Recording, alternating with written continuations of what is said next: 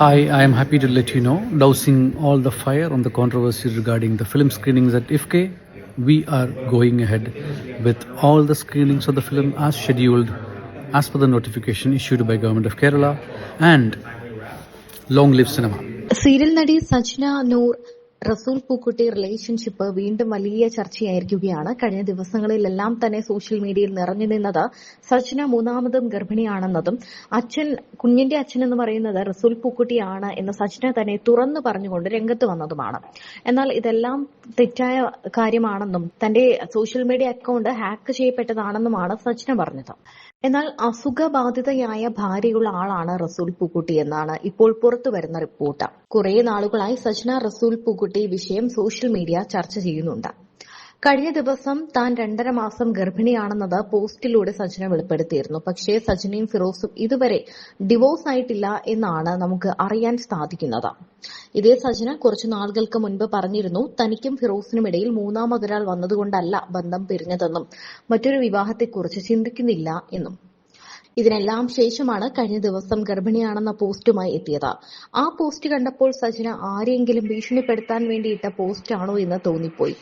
ഈ ഒരു വിഷയം എല്ലാവർക്കും തുടക്കം മുതൽ തന്നെ അറിയാവുന്നതാണ്. സജ്നയും ഫിറോസും തമ്മിൽ ഒരു അകൽച്ച വന്നു. പിന്നീട് ഇരുവരും ഒന്നിച്ചല്ല വേദികളിലെത്തിയത്. എന്നാൽ ഇടയ്ക്കിൽ ഏതൊക്കെയോ ഫംഗ്ഷനുകൾ ഒന്നിച്ചെത്തിയപ്പോൾ ഇരുവരും ഒന്നിച്ച് ജീവിക്കാൻ തുടങ്ങി എന്ന രീതിയിലും വീഡിയോസ് പുറത്തു വന്നിരുന്നു. സജ്നയും ഫിറോസും ഒന്നിക്കുകയോ ഒന്നിക്കാതിരിക്കുകയോ ഒക്കെ ചെയ്യാം. എന്നാൽ അസുഖബാധിതയായ റസൂൽ പൂക്കുട്ടിയുടെ ഭാര്യ ഇതറിയുമ്പോഴുള്ള അവസ്ഥ എത്രത്തോളം വേദനാജനകമായിരിക്കുമെന്നൊന്ന് ചിന്തിച്ചു നോക്കും.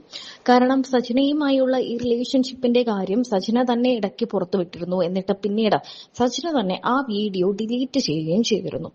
പിന്നീട് വീണ്ടും ഈ സംഭവം പുറത്തു കൊണ്ടുവന്നത് ഫിറോസും സജ്നയും തന്നെയാണ്. ഇത് ഇരുവരുടെയും ഒന്നിച്ചുള്ള ഒത്തുകളിയാണോ എന്ന തരത്തിൽ വരെ ഇപ്പോൾ ചർച്ചകൾ നടക്കുന്നുണ്ട്.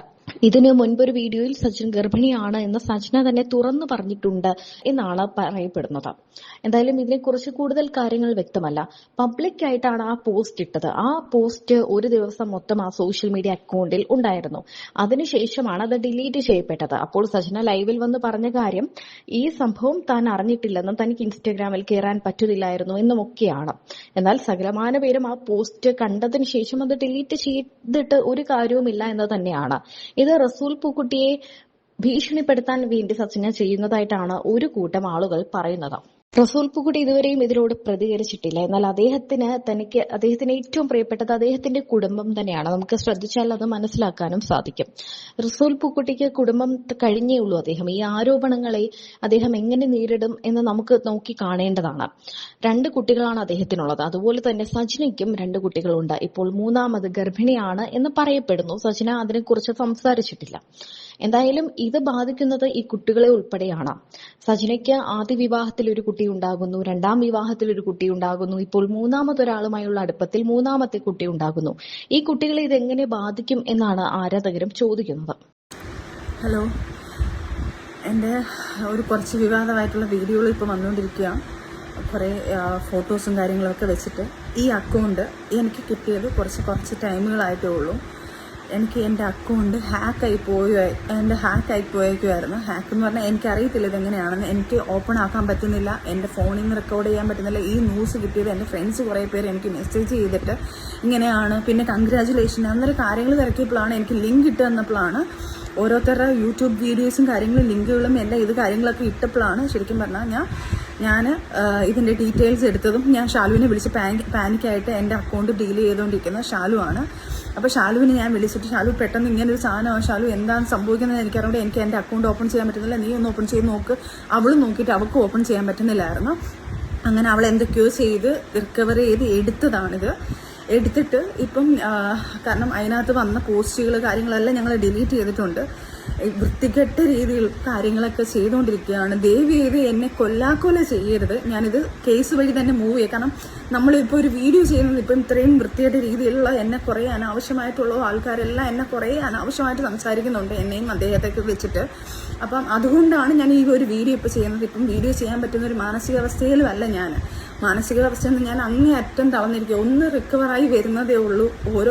ഓരോ ട്രോമയിൽ നിന്ന് ഞാൻ റിക്കവറായി വരുന്നതേ ഉള്ളൂ. എന്നെ കൊല്ലാക്കൊല ചെയ്യുകയാണ്. ആര് കൊല്ലാക്കൊല ചെയ്താലും ഞാൻ ജീവിക്കും, എൻ്റെ കുഞ്ഞുങ്ങൾക്ക് വേണ്ടി ഞാൻ ജീവിച്ചിരിക്കും. ചുമ്മാ ഇതാരും ആയിക്കോട്ടെ, ഞാൻ ആരാണെന്ന് ഇപ്പം മെൻഷൻ ചെയ്യുന്നില്ല. ഞാൻ നാളെ സ്റ്റേഷനിൽ പോയിട്ട് ഈ സർവീസ് സെല്ലിൽ പോയിട്ട് ഇതിൻ്റെ കാര്യങ്ങൾ എടുത്ത് ഇതാരായാലും ഇത് എന്തായാലും ഞാൻ പൊക്കിയെടുത്ത് വരും. ഇതാരാണ് ഇങ്ങനെ ചെയ്തത്, എൻ്റെ ഹാക്ക് ചെയ്തത് ആരാണ്, ആരൊക്കെയാണ് ഇപ്പം എനിക്ക് എൻ്റെ സംശയങ്ങൾ ഞാൻ ആരൊക്കെയാണെന്ന് പറയുന്നില്ല.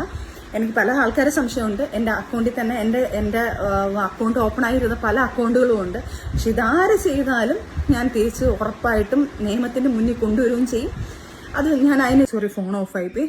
അപ്പം ദയവ് ചെയ്ത് ഇങ്ങനെയുള്ള കാര്യങ്ങൾ അഥവാ എൻ്റെ ലൈഫിൽ ആരെങ്കിലും വന്നാലോ, ആരെങ്കിലും എനിക്ക് കുഞ്ഞുങ്ങളുണ്ടായാലോ, എനിക്ക് കല്യാണം കഴിഞ്ഞാലോ, അത് ഞാൻ ഇതുപോലൊരു വീഡിയോ ആയിട്ട് നിങ്ങൾക്ക് എല്ലാവർക്കും ഇട്ട് തരാം. അപ്പം നിങ്ങൾക്ക് വിശ്വസിച്ചോ. അല്ലാതെ ഞാനിത് ഞാൻ കല്യാണം കഴിക്കില്ല, ഞാൻ ഇങ്ങനെയാണ് എന്ന് പറഞ്ഞ് ഞാനായിട്ട് വായായിട്ട് വന്ന് പറഞ്ഞോട്ടെ, നിങ്ങൾ വിശ്വസിക്കേ. ദയവ് ചെയ്ത് എന്നെ ഉപകാരം ചെയ്തില്ലെങ്കിൽ ഉപദ്രവിക്കരുത്. പിന്നെ ഇത് ചെയ്ത ആരായാലും അത് ഞാൻ നിയമത്തിന് മുന്നിൽ കൊണ്ടുവരും. അവരാരാണെന്നുള്ളത് അതിന് തക്കതായ ശിക്ഷ ഞാൻ മേടിച്ചു കൊടുത്തിരിക്കും. ഇനി എന്നെ ദ്രോഹിച്ച് കൊല്ലാൻ ഞാൻ അങ്ങനെ ജീവിച്ച് നിൽക്കത്തില്ല. അതാരായാലും അവർക്കൂടുള്ളൊരു വാണിംഗ് ആയത്. ഇനി അടുത്ത് ഈ ഫോൺ ഹാക്ക് ചെയ്ത് എൻ്റെ ഈ അക്കൗണ്ട് പോയാലും കുഴപ്പമില്ല. ഇനി എന്ത് ചെയ്തെന്ന് പറഞ്ഞാലും എന്നാലും നിയമവും കാര്യങ്ങളും എല്ലാം ഉണ്ടല്ലോ ഇവിടെ. അന്നേരം അതിൻ്റെ രീതിയിൽ ഞാൻ നീങ്ങിക്കോളാം.